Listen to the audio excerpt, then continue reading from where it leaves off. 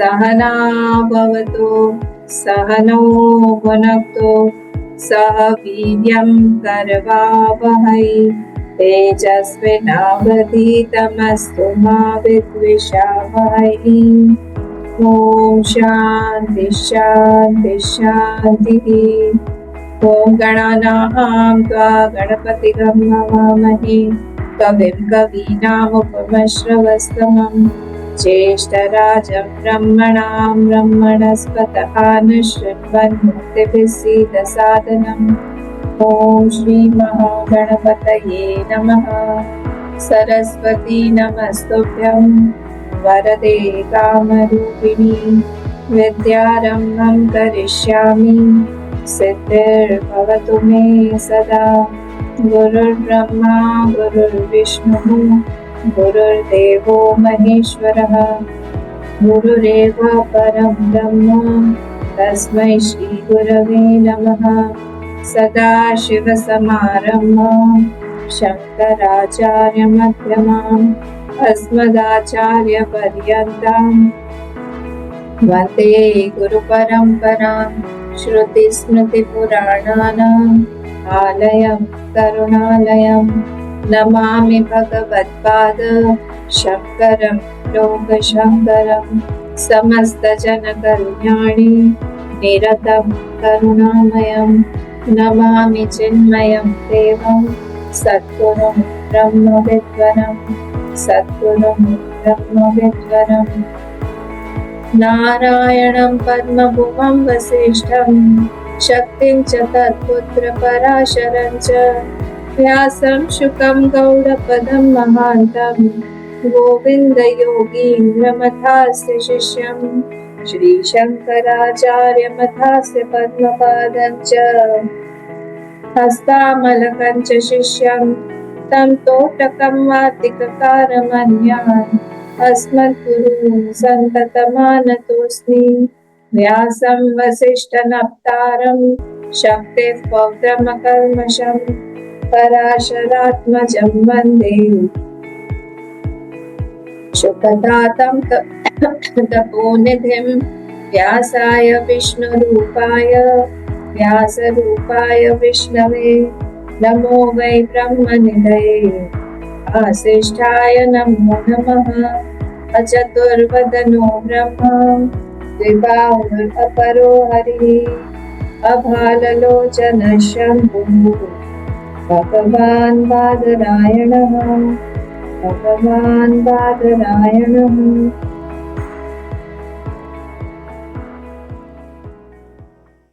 हरिओम सब लोगों को। हम लोग सिर्फ शांति मंत्र आज पढ़ेंगे क्योंकि भाष्य देख रहे हैं। ओम शन्नो मित्र शं वरुणः शं नो भवत्वर्यमा शं न इंद्रो बृहस्पतिः शं नो विष्णुरुक्रमः नमो ब्रह्मणे नमस्ते वायो त्वमेव प्रत्यक्षं ब्रह्मासि त्वमेव प्रत्यक्षं ब्रह्म वदिष्यामि ऋतं वदिष्यामि सत्यं वदिष्यामि तन्मामवतु तद्वक्तारमवतु अवतु माम् अवतु वक्तारम्। ओम शांति शांति शांति। अगर आपको याद हो वो हमने शिक्षा वल्ली जो है वो खत्म करके अब हम भाष्य पर हैं। संबंध भाष्य इसको बोला जाता है। इस संबंध भाष्य में जो दिखा रहे हैं कि हमारे कुछ, क्योंकि अब ये हम ज्ञान के पोर्शन पर जा रहे हैं, तो अब यहाँ पे जो भी उनको ज्ञान के बारे में बताना था, जो भी उनको वैल्यूज के बारे में बताना था, जो भी उपासना के बारे में बताना था, वो सब हो गया है।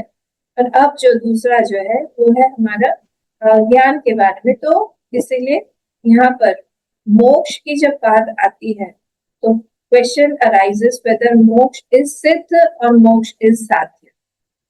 मतलब क्या हुआ सिंपल लैंग्वेज में कि मोक्ष को हम प्राप्त कर सकते हैं या फिर मोक्ष ऑलरेडी प्राप्त है।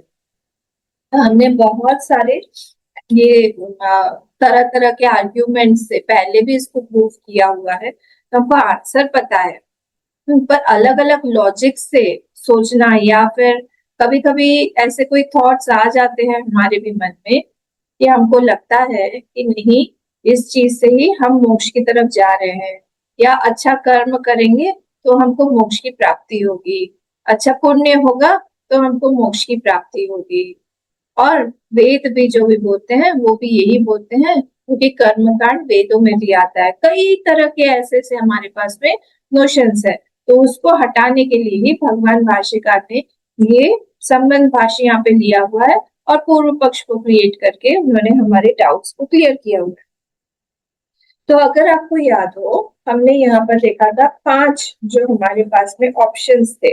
ऑप्शंस क्या क्या थे? 5 ऑप्शंस कि सिर्फ कर्म से हमें मोक्ष की प्राप्ति हो सकती है। ठीक है, तो आप लोग देखिए पेज नंबर 51 में है यहाँ पर, किम कर्मभ्य एव केवलभ्य। तो कर्मभ्य एव केवलभ्य, ये सिर्फ कर्म का हो गया।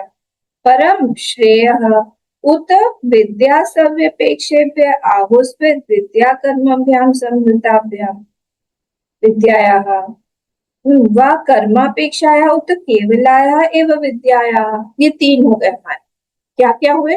सिर्फ कर्म, सिर्फ ज्ञान, या फिर कर्म और ज्ञान दोनों का समुच्चय, दोनों एक इक्वल उसमें है दोनों ही। तो ये 3 ऑप्शंस हुए। उसके बाद तत्र केवलेभ्य कर्मभ्य स्यात्। अगर हम सिर्फ हम लोग बोले कि हम लोगों ने उनको मिला दिया, कर्म और ज्ञान को मिला दिया, तो उसमें ज्ञान जो है वो ज्यादा प्रोपोर्शन में है या कर्म जो है वो ज्यादा प्रोपोर्शन। इस तरह से हमारे 5 ऑप्शंस आ गए। क्या क्या हुए? फर्स्ट, ओनली कर्म से हम मोक्ष प्राप्त कर सकते हैं। सेकेंड, ओनली ज्ञान से प्राप्त कर सकते हैं। थर्ड, दोनों का इक्वल। फोर्थ जो है कर्म, उस प्रपोर्शन में कर्म को थोड़ा हम ज्यादा बढ़ा दें। फिफ्थ जो है उसमें ज्ञान को थोड़ा हम ज्यादा बढ़ा। ये 5 जो है ऑप्शंस भगवान भाष्यकार ने यहाँ पर दिए हैं। ठीक है, तो हम लोग कंक्लूजन में हम क्या आएंगे? हम सब लोगों को पता है कंक्लूजन यही होगा कि ज्ञान जो है वही, उसी से ही सिर्फ मोक्ष की प्राप्ति हो सकती है।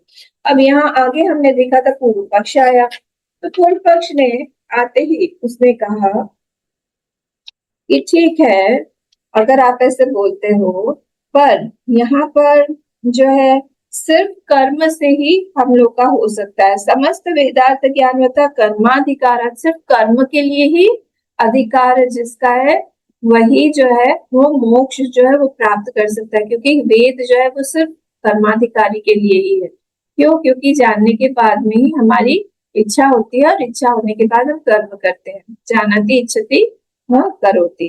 तो इसीलिए इसीलिए ये जितना भी वेद है वो सब इसीलिए है ताकि हम लोग करें। ठीक है, आमनायस्य, ये उनका पूर्व मीमांसा का सूत्र है, आमनायस्य क्रियार्थत्वात्। हाँ, ये बहुत इंपॉर्टेंट सूत्र है उन लोगों का, ये याद रखिएगा। आमनायस्य मतलब वेद जो है वो किस लिए है? क्रियार्थत्वात्, ओनली फॉर कर्म कांड, ओनली फॉर क्रिया। अनर्थक्यम अतदर्थ अर्थानाम, अगर हम उसको विपरीत किसी चीज के लिए लेते हैं तो वो विपरीत अनर्थक्य हो जाएगा। अनर्थक्य ये उनका सूत्र है जैमिनी सूत्र में से। ठीक है, तो उन्होंने ये कहा कि सारा का सारा जो भी वेद है ये सिर्फ जानने के लिए नहीं है, जानने के बाद में फिर करने के लिए। अगर हमको करना है तो उसके लिए जानना पड़ेगा, इसीलिए वेद जो है वो बताए गए। फिर भगवान भाष्यकार ने उसमें कहा कि नहीं, ऐसा नहीं है, क्योंकि ज्ञात्वा च अनुष्ठाति कृष्णस्य च वेदः कर्मार्थ इति ही मन्यते मन्यन्ते केचित् कर्मभ्यश्च चेत् परम श्रेयो न अवाप्येत वेदो अनर्थक स्यात्। पेज नंबर 52 पे पढ़ रही हूँ। फिर उसके बाद में आंसर दिया उन्होंने कि नहीं, ऐसा नहीं है। क्यों? क्योंकि मोक्ष नित्यत्वात् मोक्षस्य, मोक्ष जो है वो कुछ करके प्राप्त नहीं होगा। क्यों? क्योंकि वो नित्य है। नित्य ही मोक्ष इष्यते, मोक्ष जो है वो नित्य है, इसलिए उसको कर्म का इफेक्ट नहीं बना सकते हम। कर्म का जो भी इफेक्ट है वो क्या होगा, आपतव्य प्राप्तव्य, है ना। आपति प्राप्ति, फिर उसके बाद संस्कार, फिर विकार, फिर विपरिणमते, फिर अपक्षीयते, वो सारी की सारी चीजें उसमें आ जाएंगी और फिर विनश्यति हो जाएगा। तो अगर जो भी चीजें जो है वो प्राप्त हुई है या जिसका जन्म हुआ है, जो चीज आई है वो खत्म भी हो जाएंगी। इसलिए वो इफेक्ट नहीं हो सकता है। अनित्यम प्रसिद्धम लोके कर्मभ्य चेत श्रेयो अनित्यम स्यात् तच्च अनिष्टम। तो जो भी चीज कर्म से आएगी वो सब कुछ वो अनित्य के ही दायरे में होगा। ठीक है। फिर तद यथा एह कर्मचित लोक क्षीयते। फिर उन्होंने अलग अलग, फिर से पूर्व मीमांसा का मैंने आप लोगों को बताया था, काम्य प्रतिषिद्धयोः अनारंभात आरब्धस्य च कर्मण उपभोगेन क्षयात् नित्यानुष्ठानात् च प्रत्यवायानुत्पत्ते ज्ञान निरपेक्ष एवं मोक्ष इति। पूर्व मीमांसा ने बोला, अभी भी वो कर्म पे लगे। पूर्व मीमांसा ने इसके बाद एक क्वेश्चन रेज किया। उन्होंने कहा कि एक बात बताइए कि अगर हम लोग सिर्फ अच्छा अच्छा अच्छा अच्छा कर्म करते रहे, हम उसमें कुछ भी बुरा कर्म नहीं कर रहे हैं, सब अच्छा नित्य कर्म कर रहे हैं, जो हमारा प्रतिषिद्ध और काम्य कर्म है वो हम नहीं कर रहे हैं, तो हम क्या कर रहे हैं, हम सिर्फ नित्य कर्म कर रहे हैं और जो उपासना कर्म है वो कर रहे हैं, प्रायश्चित कर्म कर रहे हैं, नैमित्तिक कर्म कर रहे हैं, जो जो चीजें करनी चाहिए वो सब हम लोग कर रहे हैं। तो उसमें क्या हो रहा है, उसमें तो हमको कोई भी खराब फल आएगा नहीं, तो हमको धीरे धीरे धीरे धीरे क्या होगा, हमारा सारा कर्म कट जाएगा और हमको मोक्ष की प्राप्ति होगी। ये भी एक स्कूल ऑफ थॉट है। हम तो सब अच्छा ही कर्म कर रहे हैं ना, हमको मोक्ष की क्या जरूरत है, अब तो ऑलरेडी हम आनंद में ही हैं। और जो कर्म करते रहो, अच्छे से कर्म करते रहो, उसी से ही हमको भगवान की प्राप्ति हो जाएगी, आत्मा का साक्षात्कार हो जाएगा। ये भी गलत है। क्यों? क्योंकि भगवान भाष्यकार ने कहा कि तच्च न, लास्ट स्लाइड पेज 52, तच्च न शेष कर्म संभवात् तद निमित्त शरीरात् शरीरांतरोत्पत्ति प्राप्नोति प्रत्युक्तम। बोले कि आपने नित्य कर्म करते हुए जो संचित कर्म था उसको नहीं पूरा किया है, उसको खत्म नहीं किया है। संचित कर्म तो रखा हुआ है बैग में पीछे, उससे तो आपको नई बॉडी मिलेगी ही। पर जो खराब कर्म है, मतलब पुण्य जो है वो तो रखा हुआ है, आपको मिलेगा ही बॉडी। जो खराब कर्म है, जो प्रारब्ध कर्म है, उसको काटा है। तीन तरह के कर्म होते हैं ना, संचित, प्रारब्ध और आगामी। तो जो संचित में है उसको तो आप हाथ ही नहीं लगा रहे हो। तो संचित में भी चलो ठीक है, बहुत सारे हमारे नेगेटिव्स कट गए, पर जो पॉजिटिव्स हैं वो तो है, पुण्य तो है। तो उसका तो प्राप्नोति प्रत्युक्तम, I have already said earlier, मैंने पहले ही बोल दिया है कि उससे शरीर की प्राप्ति होगी ही, आप कहीं पे भी भाग के जा ही नहीं सकते हो। अगर आपको लगेगा कि हमारी शरीर, हमको रीबर्थ नहीं मिलेगा, दैट्स नॉट पॉसिबल। कर्म शीर्षस्य च नित्य अनुष्ठानेन अविरोधिता। आप जितना भी कर्म का अनुष्ठान कर लो, कर्म का अनुष्ठान मतलब यहाँ पे गुड कर्म, जो भी आप नित्य नैमित्तिक कर्म कर रहे हो, उपासना कर्म कर रहे हो, प्रायश्चित कर्म कर रहे हो, उसका विरोध नहीं है अच्छा जो संचित कर्म है उससे। नित्य अनुष्ठान है ना, अविरोधिता अक्षय अनुपपत्ति रीति। तो कर्म अक्षय इज नॉट पॉसिबल, उसमें आएगा ही, फल आएगा ही, वो फल कहीं नहीं जाएगा। और वहां पे जितना भी पुण्य फल है उससे क्या हो रहा है, उससे हम लोग को अगला रीबर्थ हमको मिलेगा ही, पुनर्जन्म दूसरा आएगा ही, अच्छा शरीर मिलेगा, अच्छी परिस्थिति मिलेगी, क्योंकि इतना अच्छा कर्म किया हुआ तो कहाँ जाएगा। त्वया यद उक्तम, मैंने वहां पे ऐड करवाया था आपको, त्वया त्वया यद उक्तम समस्त वेदांत ज्ञानवत कर्माधिकाराद इत्यादि तच्च न। बोल रहे हैं कि तुमने जो ये बोला कि समस्त वेदांत ज्ञानवत, जो जिसको ज्ञान है उसका ही सारे के सारे वेद को पर कर्म करने का ही अधिकार है, कर्माधिकार। अगर वेद को जान लिया तो उसको कर्म करना भी पड़ेगा। दिस इज नॉट राइट, ये भी ठीक नहीं है। शुद्ध ज्ञान व्यतिरेकात् उपासनस्य। अब यहाँ से मुझे आप लोगों को थोड़ा सा समझाना, ठीक है, क्योंकि वो क्या बोल रहा है पूर्व मीमांसा वाला, वो ये बोल रहा है कि जिसको वेद का ज्ञान है उसको कर्म में अधिकार है, कर्म में अधिकार है, वो कर्म उसको करना पड़ेगा। ठीक है, तो ये वाली चीज जो है हम लोग को भी थोड़ा सा ध्यान रखना पड़ेगा कि दो पोर्शन है किस चीज के, वेद के दो पोर्शन है, एक है सामान्य ज्ञान और एक है विशेष ज्ञान। ठीक है, तो सामान्य ज्ञान मतलब क्या हुआ, जब हम वेदों को पढ़ रहे हैं उसको हम बोलते हैं सामान्य ज्ञान, जब हम उसका अर्थ जान रहे हैं उसको हम बोलते हैं सामान्य ज्ञान। पर सिर्फ इतना ही नहीं है, उसको जान लेने के बाद श्रोतव्य, मंतव्य, निधिध्यासितव्य, तो श्रोतव्य से शुरू होता है, इसको बोलते हैं हम सामान्य ज्ञान। तो वेद के दो पोर्शंस में ज्ञान बटा हुआ है, तो पहला वाला जो है उसको हम बोलेंगे सामान्य, सामान्य ज्ञान, जिसका हमको अर्थ पता चल गया, मीनिंग हो गया, उसके उसके बाद उसके ऊपर हमको ध्यान करना पड़ेगा, मनन करना पड़ेगा, बहुत सारे क्वेश्चंस आते हैं जिसका निवारण, शंका का निवारण करना पड़ेगा, फिर से उसको बैठ के उसके ऊपर ध्यान हम करें, उसको अंदर ले जाए, आत्मसात करें, that knowledge has to be made mind.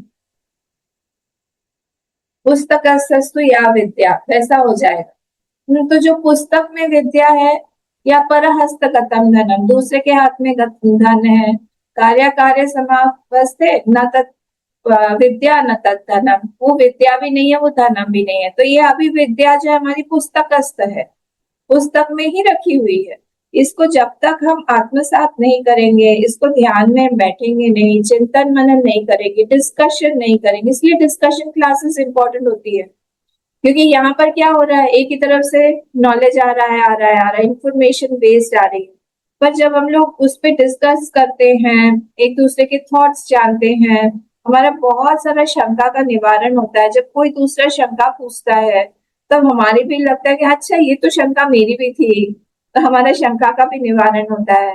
तो ऐसे करके जब हम पर्सनली भी स्वाध्याय करते हैं, उस समय में भी जब हम नोट्स बना रहे हैं या फिर हम कुछ ध्यान कर रहे हैं, बहुत सारी शंकाओं का निवारण होता है। ये सेकेंड हाफ है, इसको बोलते हैं विशेष ज्ञान। वो जो विशेष ज्ञान है वो जो यहाँ पर बोल रहे हैं श्रुत ज्ञान व्यतिरेकाद, तो ये श्रुत ज्ञान जो है वो सामान्य ज्ञान है। ठीक है, और उपासनस्य, उपासना यहाँ पर मतलब क्या हो गया, विशेष ज्ञान, that is attend by the अधिकारित्व। तो ये दोनों के बीच में जो गैप है, सामान्य ज्ञान से हम विशेष ज्ञान पे कैसे जाएंगे, हमारा सारा का सारा साधन चतुष्टय आएगा वहां पर, मनन ध्यान निधिध्यासन आएगा वहां पर, वो गैप भरने के लिए सारी की सारी चीजें हमको करनी पड़ेगी। ठीक है, तो जब हम वेद की स्टडीज कर रहे हैं, हम जो उसको पढ़ रहे हैं, मतलब हम लोग जो परोक्ष ज्ञान की उपलब्धि हो रही है, हमारी परोक्ष ज्ञान जो हो रहा है वो क्या है, परोक्ष ज्ञान जो हमारा सामान्य ज्ञान है। पर जब हमारा ये अपरोक्ष ज्ञान होता है, कब होता है, जब उसको हम लोग आत्मसात करते हैं, जब वो ज्ञान हमारा बन जाता है। हमारा हमारा बनना मतलब क्या, at the time of challenges, during the difficult times, that knowledge is available for me, उस समय my knowledge does, I don't forget that knowledge, जब भी मुझे चाहिए वो नॉलेज कर अमलकवत, हाथ में जैसे अमलक, आंवला का फ्रूट रखा हुआ है, मुझे अवेलेबल है, वैसे ही वो ज्ञान मेरे लिए अवेलेबल रहता है जब हम उस पर निधिध्यासन मनन इत्यादि करते हैं। तो ये उपासना का मतलब यहाँ पर विशेष ज्ञान हो गया।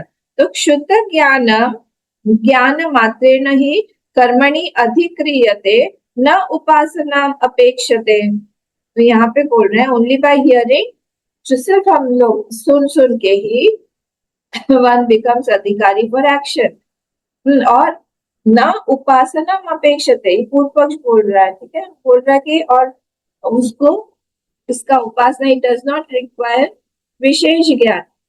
बोल रहे कि अच्छा, तो फ्रूट ऑफ वेदास जो है वो विशेष ज्ञान है, उपासनं च श्रुतज्ञानात् अर्थांतरं विधीयते मोक्षफलम्। तो उपासनं च ज्ञानात् अर्थांतरम, उपासनम जो है वो क्या है यहाँ पर, विशेष ज्ञान। विशेष ज्ञान जो है वो मोक्ष फलम, उससे आप एक एरो बना के मोक्ष फलम तक कर दीजिए, क्योंकि उपासना जो है वो मोक्ष तक लेके जाएगा। शुद्ध ज्ञानात अर्थांतरम विधीयते, पर सामान्य ज्ञान जो है वो सिर्फ अर्थ तक ही है, वो अलग है।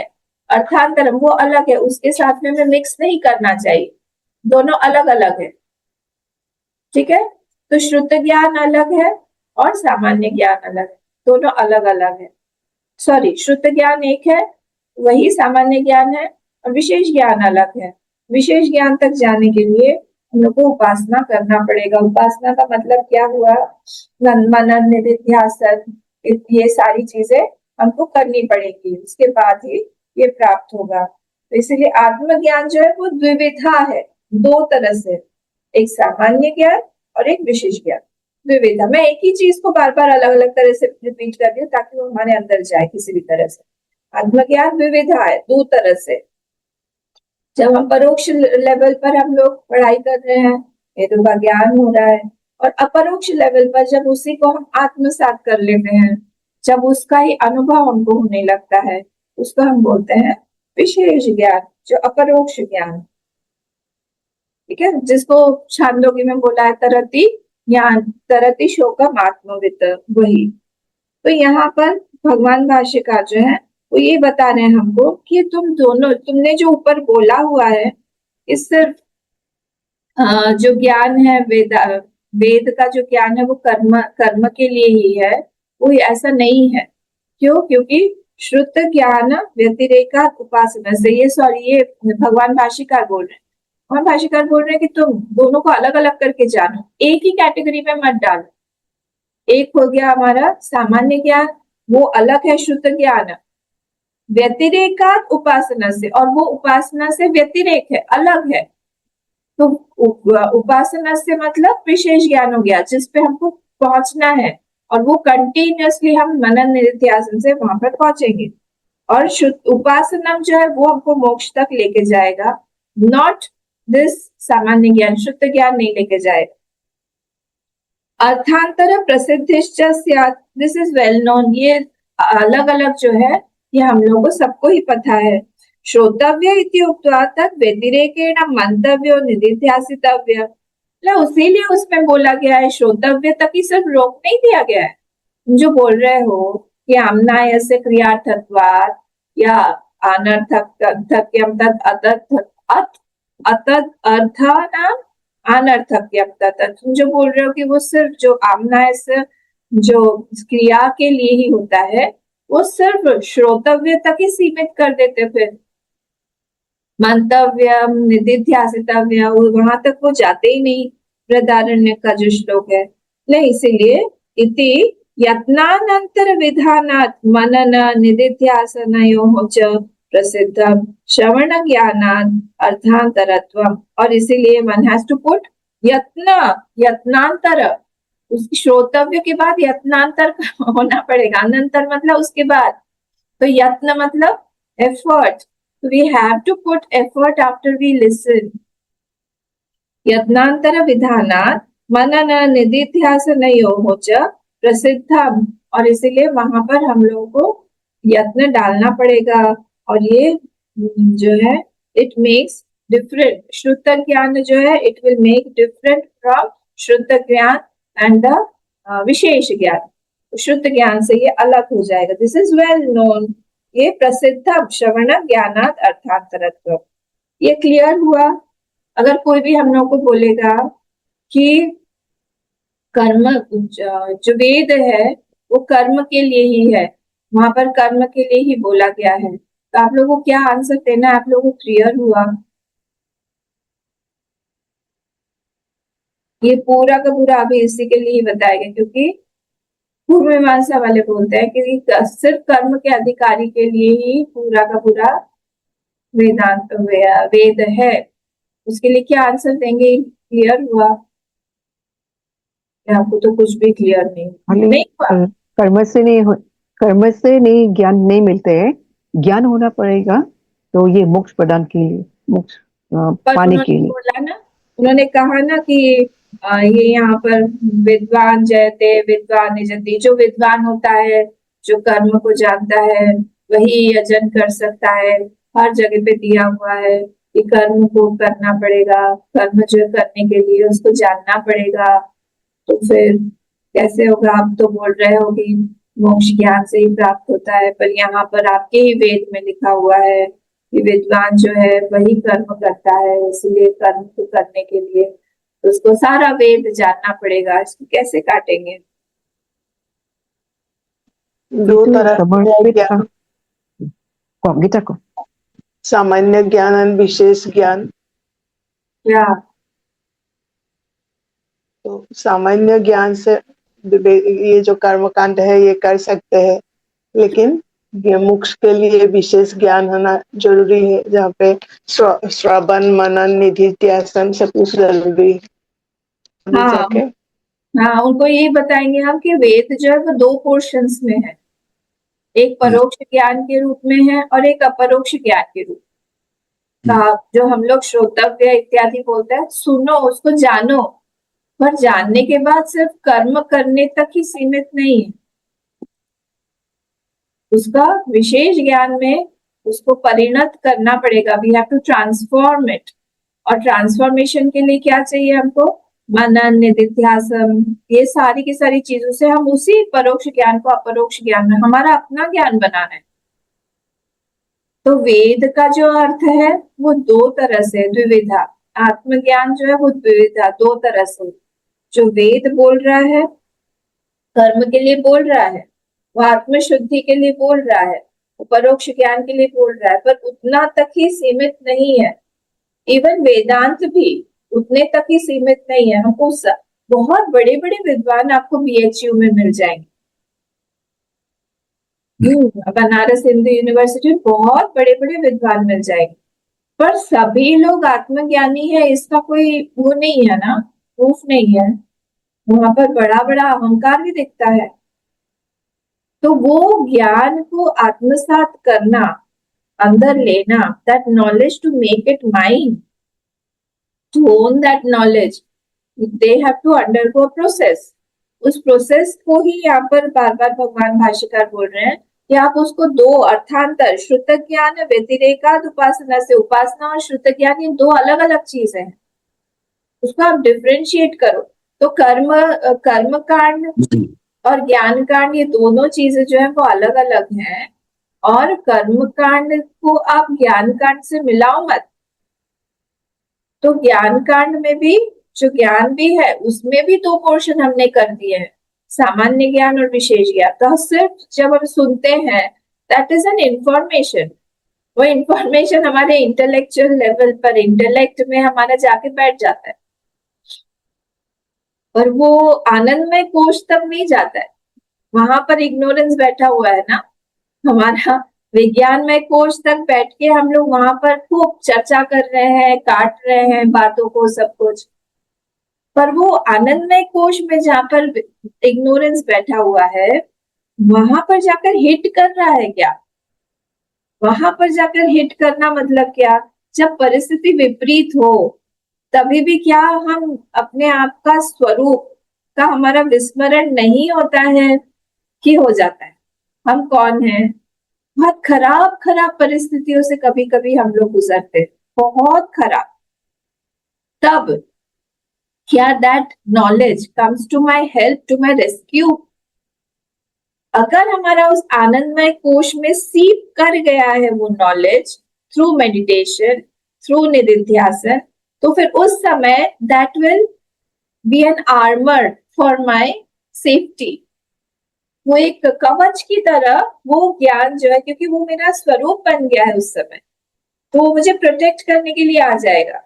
कभी कभी बहुत खराब खराब परिस्थिति आती है, कभी कभी किसी व्यक्ति को, जैसे गुरुदेव का ही एग्जाम्पल ले लें हम, उनके शरीर में कितनी प्रॉब्लम्स थी। लास्ट लास्ट में तो उनका हार्ट सिर्फ 3% ही काम करता था, कितने बाईपासेस हुए उनके, कितना कुछ उनके शरीर के ऊपर से गया। पर उनका वो जो नॉलेज था वो एक कवच की तरह हमेशा ही था, उनको कभी लगा, पैर उनके नम भी रहते थे। तो ऐसी परिस्थिति में भी क्या हम लोग अपने स्वरूप की विस्मृति बिना हम लोग आनंद में रह सकते हैं क्या? वो यहाँ पे बोल रहे कि दोनों अलग अलग चीजें हैं, बहुत डीप मीनिंग है इसका। तो शुद्ध ज्ञान व्यतिरेकाद उपासनस्य, तो जो ये दोनों को आप अलग अलग करो, शुद्ध ज्ञान अलग है, उपासना अलग है। उपासना मतलब यहाँ पर ये विशेष ज्ञान, ठीक है। विशेष ज्ञान मतलब क्या? जो हम निधिध्यासन इत्यादि से आत्मज्ञान को हम अपरोक्ष रूप से जान रहे हैं। अपरोक्ष मतलब क्या? My own knowledge, it is not a bookish knowledge any more, I have that experience now. चाहे कैसा भी हो, I have some inklings of that experience. छोटा छोटा छोटा छोटा मुझे कहीं ना कहीं एक्सपीरियंसेस होते रहते हैं, वो चीजें कि हु एम आई, वो चीज हमारी हो रही है कि नहीं विपरीत परिस्थिति में भी। यहाँ पर यही बोला जा रहा है लास्ट लाइन में कि इसको प्राप्त करने के लिए यत्नांतर, बहुत एफर्ट डालना पड़ेगा। विशेष ज्ञान को, सॉरी, सामान्य ज्ञान को विशेष ज्ञान बनाने में यत्नांतर विधानात् मनन निधिध्यासनयोः, मनन और निधिध्यासन करना पड़ेगा आफ्टर हियरिंग, श्रोतव्य के बाद। और प्रसिद्ध, ये तो प्रसिद्ध है, और श्रवण ज्ञानात् अर्थांतरत्वम, दिस मेक्स इट डिफरेंट। ठीक है, जो भी हो समझ में आ गया, अब आगे बढ़िए। ठीक है, अब फिर से एक पूर्व पक्ष आया, पेज नंबर 54। तो यहाँ पर एवं तरी विद्या सव्यपेक्ष, अच्छा तो हमारा ये फर्स्ट वाला क्लियर हो गया हमको कि सिर्फ कर्म से नहीं हो सकता है। अब क्या बोल रहे हैं? एवं तरी, अच्छा एक और था ना उसमें कि सिर्फ हम विद्या, हम कर्म कर रहे हैं पर उसके साथ में हम थोड़ा थोड़ा वो ज्ञान भी है, हम थोड़ा थोड़ा उपासना भी कर रहे हैं, उससे भी नहीं होगा। क्यों? क्योंकि संचित कर्म जो है हमारा, उससे हमारी बॉडी मिलेगी। अच्छा ठीक है, अब एवं तभी इन दैट केस, जो आपने बोल दिया कि कर्म से नहीं हो सकता है, विद्या सव्यपेक्षेभ्य कर्मभ्य मोक्ष, तो बोल रहे हैं कि आप दोनों को हम लोग मिला ले, तब आप क्यों उसको छोड़ रहे हो? तो हम कर्म को सव्यपेक्षा, बैक्ड बाय कर्म, बैक्ड बाय विद्या, सब विद्या सव्यपेक्षेभ्य कर्मभ्य मोक्ष, तो फिर तो आपको मिल जाएगा ना। हर बात पे आप मना मत करिए। क्यों? क्योंकि कुछ भी चीज जो है संसार में, विद्या सहिता नाम च कर्मणाम भवेत कार्यांतर आरंभ सामर्थ्य, क्योंकि हमने देखा है कि संसार में कोई भी चीज को, अगर दो चीज को हम मिक्स कर देते हैं तो उसका सुपीरियर रिजल्ट हमको दिखता है, कभी कभी, कभी कभी बढ़िया सा दिखता है। हाँ, तो उन्होंने एग्जाम्पल दिया है, उन्होंने कि अच्छा क्या, यथा स्वतः मरण ज्वरादि कार्यारंभ सामर्थ्यानामपि विष दध्यादीनां मंत्र शर्करादि संयुक्तानां कार्यांतर आरंभ सामर्थ्यम एवं विद्या सहित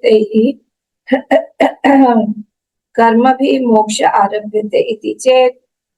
मैं आपको पहले मीनिंग समझा देती हूँ। जैसे कोई भी चीज है, गले में पता नहीं क्या हो रहा है।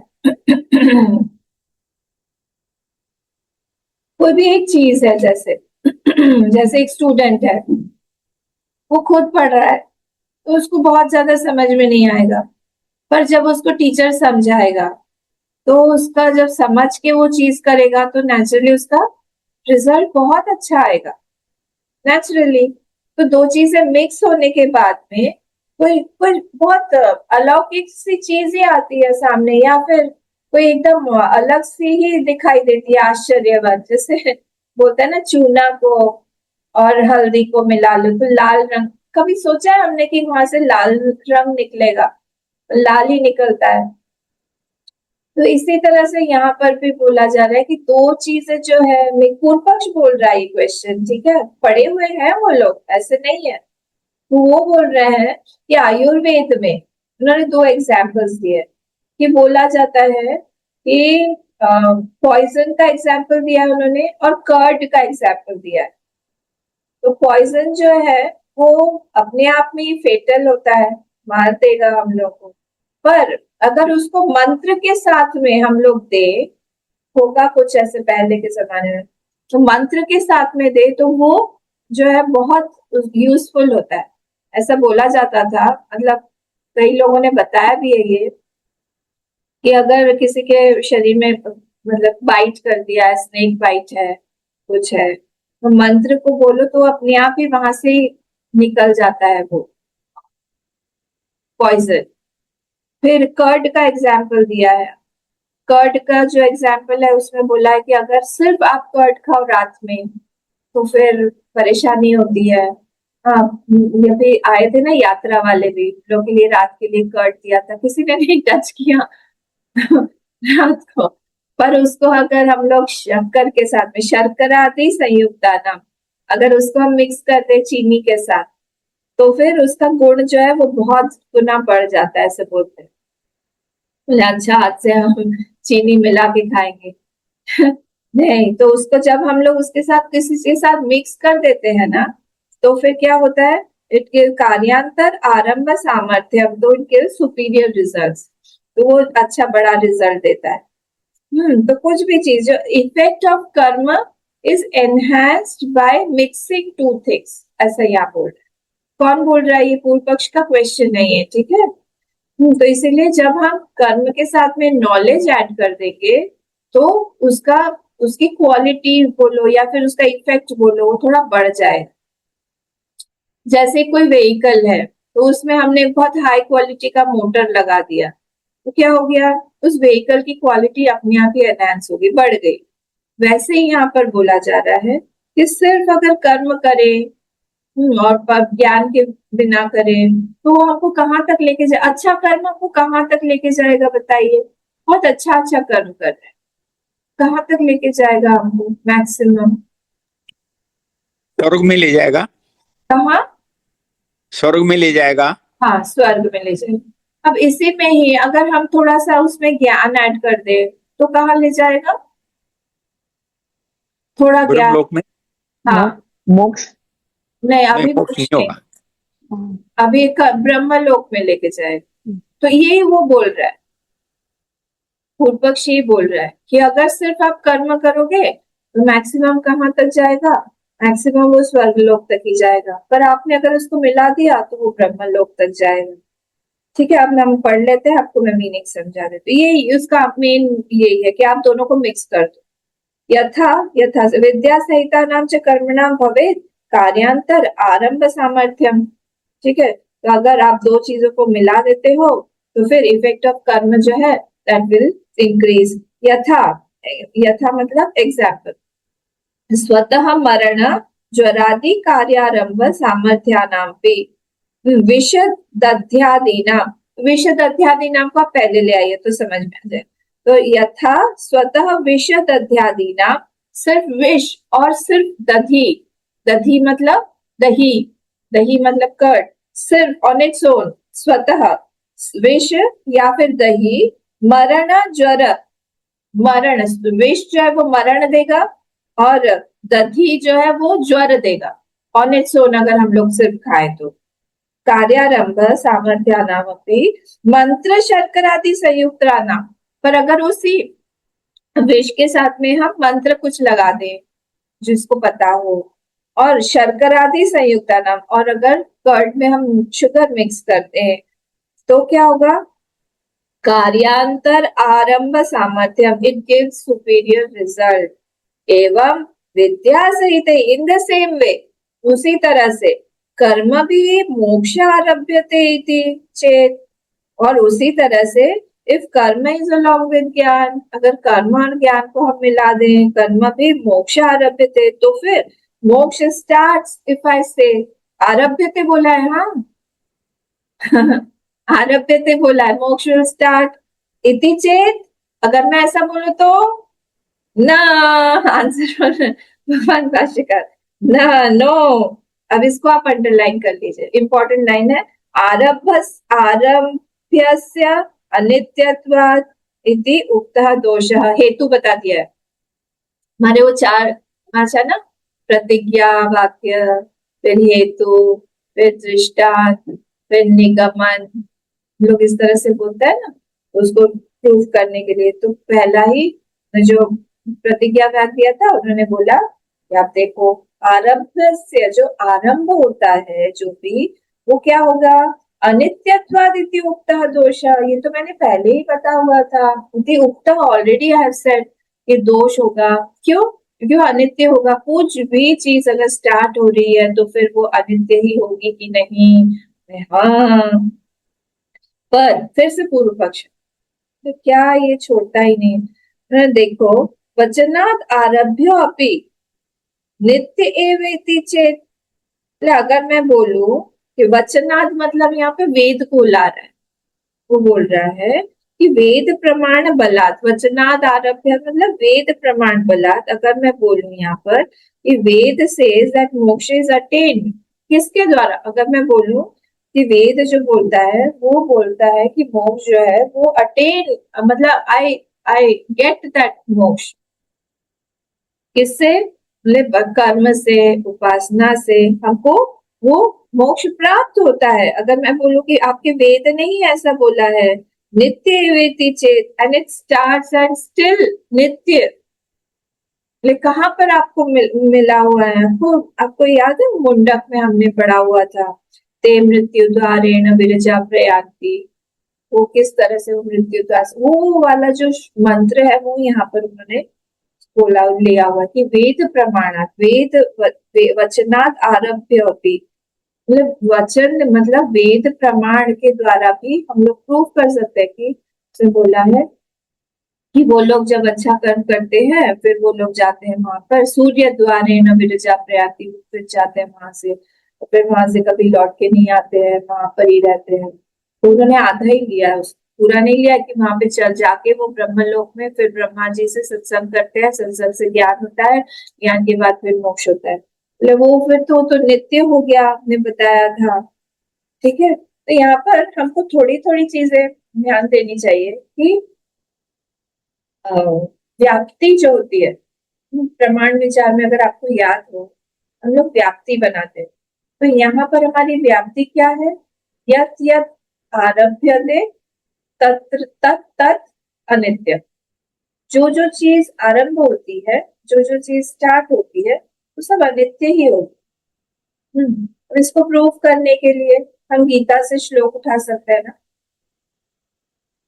जातस्य ही ध्रुवो मृत्यु। ये वाला हम उठा सकते हैं यहाँ से कि जो भी चीज, जिसका भी चीज जो है जो आरंभ होगा या जन्म होगा उसका उसकी मृत्यु जो है वो अवश्यंभावी है। कि अगर हम कुछ भी प्रूव करना चाहते हैं कि कुछ स्टार्ट हुआ है और वो नित्य है, पूर्व पक्ष ही बोल रहा है ना, अब मेरे साथ चलिएगा थोड़ा सा। अगर पूर्व पक्ष ये बोल रहा है कि जो कि आपके वेद में बोला गया है कि कोई चीज स्टार्ट हो रही है और जो स्टार्ट हो रही है वो नित्य भी है।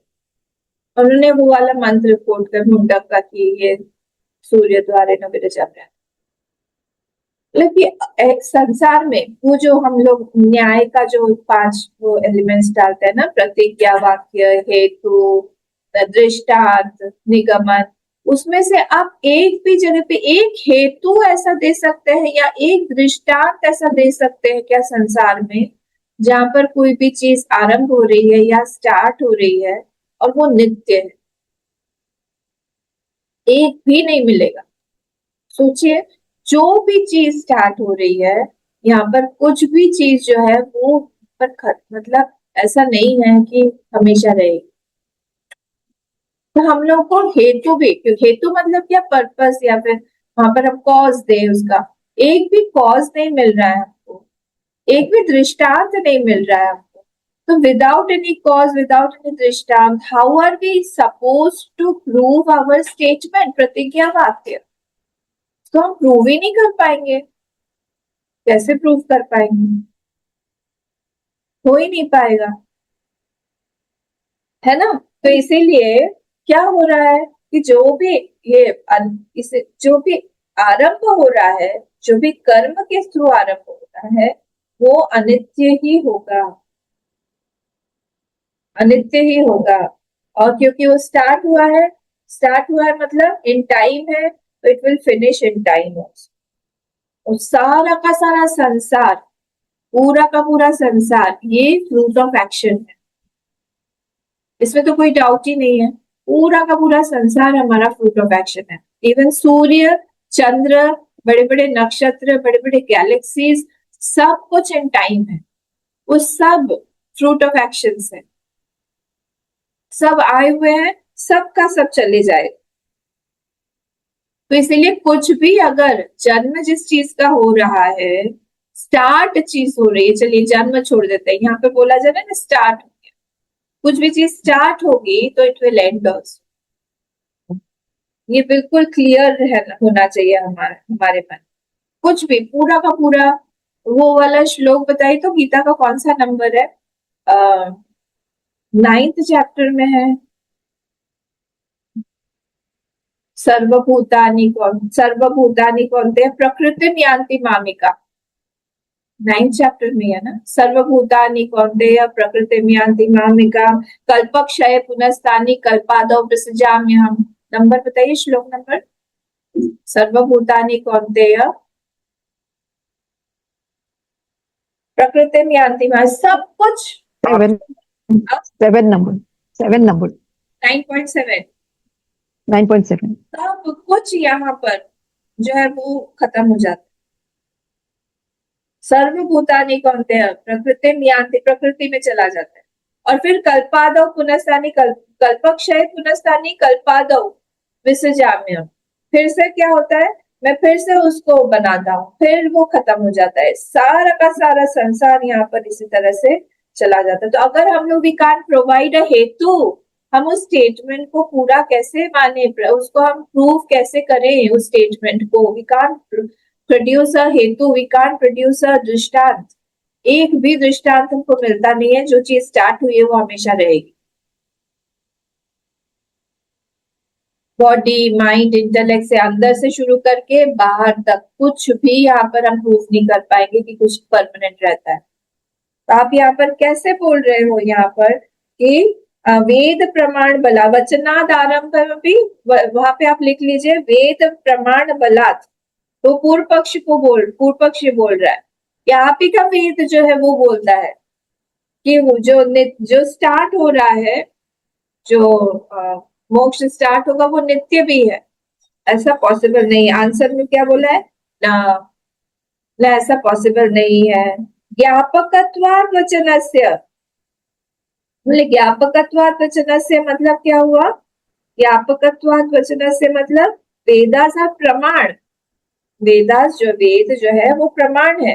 तो प्रमाण क्या होना चाहिए, थोड़ा सा ध्यान दीजिएगा। अगर आपको याद हो, प्रमाण जो होता है वो उसकी डेफिनेशन में 5 चीजें आती थी। याद है आप लोगों को प्रमाण की डेफिनेशन? कोई भी प्रमाण कैसा होना चाहिए? अनधिगतम, अबाधितम, असंदिग्धम, और क्या था? अनधिगतम, अबाधितम, असंदिग्धम, अनुभव अनुभव स्वरूप और स्मृति विलक्षण। तो 5 चीजें थी इसकी डेफिनेशन में। अब असंदिग्धम हुआ, अनधिगतम। अब अनधिगतम मतलब क्या हुआ? अनधिगतम मतलब ये होता है कि वही प्रमाण जो है कहीं और भी उस प्रमाण से हम कुछ प्रूव कर सकते हैं, ऐसा नहीं। It should be the only प्रमाण। प्रमाण मतलब इंस्ट्रूमेंट है ना, इंस्ट्रूमेंट टू प्रूव एनीथिंग। जैसे रूप का एग्जाम्पल से क्लियर होगा, जैसे रूप का प्रमाण आईज ही है फॉर्म का। I want to see something, तो उसका प्रमाण सिर्फ आईज ही है। अगर मैं टच करके भी उसका रूप बता सकूं, देन इट विल बी अनधिगतम। प्रमाण जो है मेरा अनधिगतम हो जाए। क्यों? क्योंकि मैं टच करके भी उस फॉर्म को बता सकती हूँ पर ऐसा पॉसिबल नहीं है। डाउट हमेशा ही रह जाएगा जब तक मैं देखूं नहीं। तो प्रमाण जो है वो सिर्फ एक ही होना चाहिए। प्रमाण जो है वो अनधिगतम होना ही चाहिए। नो अदर प्रमाण should say the same thing, एक ही चीज जो है वो दूसरा प्रमाण भी नहीं बोलना चाहिए। कॉन्ट्राडिक्ट, असंदिग्ध मतलब कॉन्ट्राडिक्टरी नहीं होना चाहिए। ठीक है, तो ये अनधिगतम, असंदिग्धम, अबाधितम, अनुभव स्वरूपम, स्मृति विलक्षणम, ये सारे के सारे प्रमाण के वो है, डेफिनेशंस है, उसके अंतर्गत ही आना पड़ेगा। पर अब अगर यहाँ पर अनुमान प्रमाण जो है हम लोग को बोल रहा है कि जो जो यत्र यत्र आरब्धम तत्र तत्र नित्यम, सपोज अनुमान प्रमाण जो है, थोड़ा सा सोचिए आप, अनुमान प्रमाण बोल रहा है कि जो जो चीज स्टार्ट हो रही है वो चीज नित्य है, जो ये लोग बोल रहे हैं। तो हम भी अनुमान प्रमाण से समझ लें। पर वेद जो है वो क्या बोल रहा है?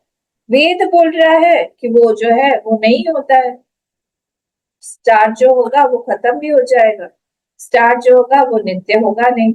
तो यहाँ पर दो प्रमाण जो है वो क्लैश हो रहा है आपस में, तो हम किसकी बात माने? हो गया ना गड़बड़। अनुमान प्रमाण हमको बोल रहा है कि यहाँ पर आपने ही वेद में ही बोला हुआ है कि एक चीज जो स्टार्ट होती है वो स्टार्ट होती, ते सूर्य द्वारे न विरजा प्रयाति, वो जो है वो विरजा लोक पे जाते हैं और वहां से उनको मुक्ति मिल जाती है, तो नित्य मुक्त प्राप्त हो गया, मोक्ष हो गया। पर हम लोग तो वहां पे कुछ भी दे नहीं पा रहे, ना हम अनुमान, ना हम हेतु दे पा रहे, ना दृष्टांत दे पा रहे। पर वेद जो है वो हमको लग रहा है कि ऐसा नहीं है, तो हम अनुमान प्रमाण से करें या हम वेद के प्रमाण से, व्हाट टू बिलीव। इसीलिए यहाँ पर ये भगवान भाष्यकार बोल रहे हैं ज्ञापकत्वात् वचनस्य, ज्ञापकत्वात् वचनस्य प्रमाण does not do anything, it is just a revealer. वो रिवील करता है, वो कुछ भी वहां पर नया शो नहीं करता है। व्हाट डज प्रमाण डू? प्रमाण क्या कर रहा है? It is just a revealer, वो रिवील करता है, कुछ नया आपको बना के नहीं देता है। जो जो चीज वहां पे नहीं है वो उसको रिमूव कर देता है और फिर रिवील कर देता है वो क्या है। प्रमाण का बस इतना ही काम है वेद का, कि वो चीज क्या नहीं है वो रिवील कर देगा। It can change the nature of a thing, उसमें जो वो जो नेचर है उस चीज का, वो मोक्ष का जो नेचर है वो नहीं बदल सकेगा। पर वो क्या चीज है उसको सिर्फ वो बता, क्या क्या नहीं है, चलो ऐसा सोच लेते हैं, क्या वो नहीं है वो सब हटा देगा वहां से, वहां पे तो अपने आप क्या नहीं है वो हटाने से क्या है वो रिवील हो जाएगा। तो वेदास जो है वो क्या है? वो they are not propounders, they are revealer. वो रिवील करता है हमारी चीजें, वो प्रपाउंड नहीं करता है कि कोई चीज ऐसी है, कोई कुछ चीज को डिफाइन करके नहीं दे रहा है, पर जो चीज जैसी है वो वहां पर बता देगा। तो अनित्य मोक्ष जो है वो नहीं हो सकता है, मोक्ष शुड बी नित्य, और मोक्ष कान बी स्टार्टेड ऑल्सो। तो इसीलिए कर्म प्लस उपासना ये दोनों मिला के डायरेक्टली जो है मोक्ष जो है वो नहीं देते हैं। वो क्या करते हैं? हमको ब्रह्मलोक में लेके जाएंगे, वहां पर वो ब्रह्मा जी से डायरेक्टली वो ज्ञान प्राप्त करेगा, वहां पर सत्संग करेगा, सत्संग करने के बाद उसको अपने ध्यान मनन चिंतन करके वो रिवील करेगा कि आप मेरे अंदर में ही आत्मा जो है हमेशा ही है, मैं आत्मा ही हूँ, ये शरीर जो है आत्मा नहीं है। तब उसको रियलाइज होगा कि मैं मोक्ष में हूँ।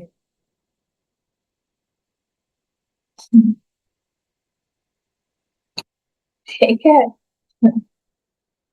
ज्ञान क्या करेगा? जो चीज नहीं है उसको रिवील करेगा। ठीक है, आत्मबोध का वाला श्लोक याद है आप लोगों को? श्लोक, आत्मबोध का एक श्लोक था ना जिसमें माला वाला था, आत्मानम सततम प्राप्त अप्यप्राप्त वद्विद्यया तन्नाशे प्राप्त वद्भाति स्वकंठाभरणम यथा। एक मिनट में शेयर कर रही। वो एक था ना जो हमारा ये है, माला पीछे हो जाती है। माला 44th वर्स है, देखिएगा आप लोग। आत्मानं सततं प्राप्तः अप्य प्राप्त वद विद्यया तन्नाशे प्राप्तवत् भाति स्वकंठाभरणम यथा। तो उसका काम क्या है? वो आत्मानम सततम प्राप्त, हमेशा ही आत्मा प्राप्त ही है। और अब अप्य प्राप्तवत अविद्या, अविद्या जो है वो जो है उसको हटाने पर जो प्राप्त है उसके दर्शन हमें हो जाएंगे। तो तन्नाशे, तन्नाशे मतलब अविद्या नाशे, प्राप्त वद भाति, हमको लगता है हमने प्राप्त कर लिया, वद भाति, प्राप्त वद मतलब एज इफ आई फील कि मुझे प्राप्त हो गया, पर एक्चुअली मैं वहीं पे ही था, आत्मा में ही था, आत्मा में ही रमण कर रहा, सब कुछ आत्मा में ही हो रहा है। स्वकंठाभरणम यथा।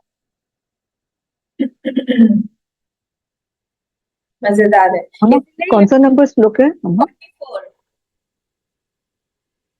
तो इसीलिए यहाँ पर ये इम्पोर्टेंट चीज है, हमको ध्यान रखना पड़ेगा कि वेद को हम प्रमाण रूप से अगर जान रहे हैं तो वेद क्या कर रहा है इसको भी हम लोग जानते रहे, कि Veda is just a revealer. Reveal क्या कर रहा है वो, क्या वो नहीं है वो रिवील कर रहा है, बाकी फिर शो हो जाएगा कि क्या वो है, प्रपाउंड नहीं कर रहा है कि ऐसा ही। और इसीलिए यहाँ पर बोल रहे हैं न ही ज्ञापकत्वात् वचनस्य, वचनम नाम यथा भूतस्य अर्थस्य ज्ञापकम। वचनम मतलब शब्द प्रमाण, नाम मतलब मीन्स, मीनिंग, मीनिंग यथा भूतस्य अर्थस्य, वो क्या कर रहा है, जो भी उसका अर्थ है वो रिवील कर रहा है। ज्ञापकम न अविद्यमानस्य कर्तृ, it does not create anything that is not there. जो भी वो चीज नहीं है उसको कुछ बना बना के वेद नहीं बोल रहा है, पर जो वो नहीं है उस चीज को हटा के वो बस रिवील कर रहा है। नहीं, इसको प्लीज प्लीज प्लीज अंडरलाइन कर लीजिए, बहुत इंपॉर्टेंट लाइन है ये। न ही वचन शते नापि नित्यम आरभ्यते आरब्धम वा अविनाशी भवेत्। बाप रे, भगवान भाष्यकार कह रहे हैं वचन शते नापि, 100 वैदिक स्टेटमेंट्स ऑल्सो, हाँ बोल रहे हैं अगर नित्यम आरभ्यते आरब्धम वा, एनीथिंग इटर्नल कांट स्टार्ट, कुछ भी स्टार्ट नहीं हो, कुछ इटर्नल है, नित्य है कोई, उसको आप शुरू नहीं कर सकते हो। वह अविनाशी भवेत, और which has started can't be eternal. हजार स्टेटमेंट्स भी दे दे वेद तो भी जो चीज अनित्य है वो अनित्य ही रहेगी, जो चीज स्टार्ट हो रही है वो अनित्य ही रहेगी, जो चीज बॉर्न, जो चीज जिस चीज का बर्थ हुआ है वो कभी भी नित्य हो नहीं सकता है। ये इम्पोर्टेंट हो गया, ठीक है। यहाँ तक हमने आज देखा, आज टाइम हो गया है। इसके बाद एतेन विद्या कर्मणो संहतयो मोक्ष आरंभकत्व प्रत्युक्तम। Because of this reason, vidya and karma which are equal, how can moksha start? वो मोक्ष कैसे स्टार्ट हो सकता है? ठीक है, यहाँ से हम लोग कल देखेंगे। ओम पूर्णमदः पूर्णमिदः पूर्णात् पूर्णमुदच्यते पूर्णस्य पूर्णमादाय पूर्णमेवावशिष्यते। ओम शांति शांति शांति। हरि ओम। श्री गुरुभ्यो नमः। हरि